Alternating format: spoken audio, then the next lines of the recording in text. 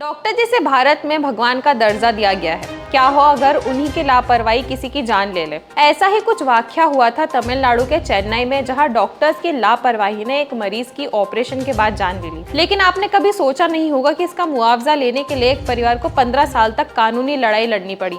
आखिरकार परिवार की जीत हुई और अब मुआवजे के तौर पर 15 लाख रुपए मिले हैं।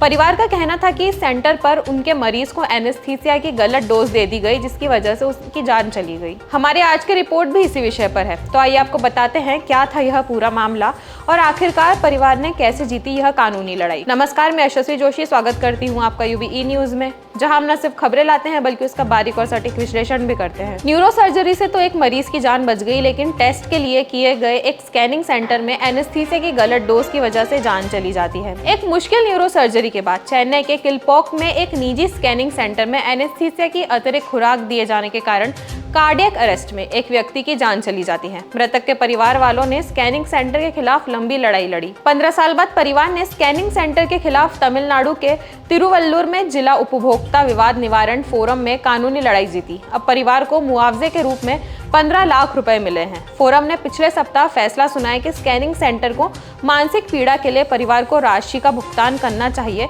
और कानूनी खर्च के लिए उन्हें 10,000 रुपए भी देना चाहिए। 45 साल के डेविड सर्वाइकल स्पॉन्डिलाइसिस से पीड़ित थे, जो गर्दन में स्पाइनल डिस्क को प्रभावित करने वाली स्थिति है। उन्हें सिरिक्स भी था, जो रीढ़ की हड्डी में तरल पदार्थ से भरा सिस्ट है। इसकी वजह से डेविड के दाहिने कंधे की मूवमेंट काफी कम हो गई थी। अक्टूबर 2008 में उन्होंने एक निजी अस्पताल में सर्जरी करवाई और 4 महीने बाद वे सिरिक्स की जांच के लिए MRI स्कैन सेंटर गए। डेविड की पत्नी रेजिना मैरी ने दावा किया कि उन्हें एनेस्थीसिया की भारी खुराक दे दी गई थी, जिससे कार्डियक अरेस्ट और ब्रेन डेथ हो गई।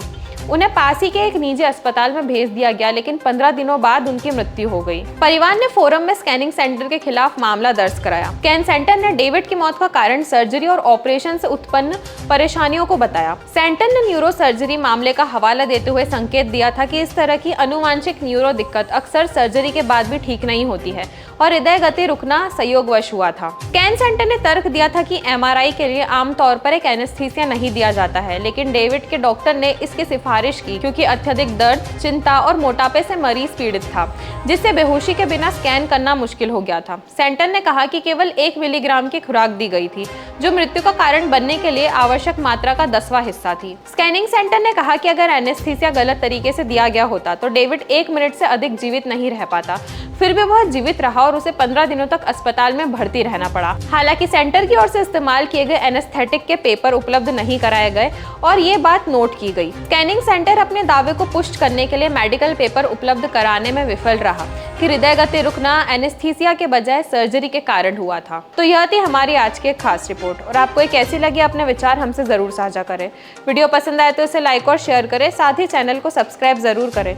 यूबी न्यूज आपके लिए लाता रहेगा देश विदेश से जुड़ी ऐसी खबरें। तब तक के लिए धन्यवाद।